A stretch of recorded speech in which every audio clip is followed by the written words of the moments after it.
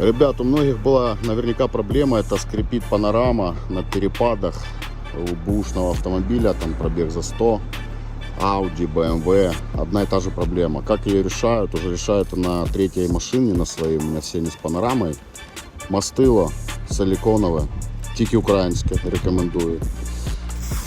Смазываем, потом це аккуратненько вытираем, оно высыхает, и не менш півроку у вас проблеми не буде ніякої. Это не реклама мастила, это чисто совет, как решить эту проблему. Потому что, неприятный скрип вот этот. И все вот эти резиночки, куда у нас приходит наша панорамочка, мы смазываем силиконовым маслом.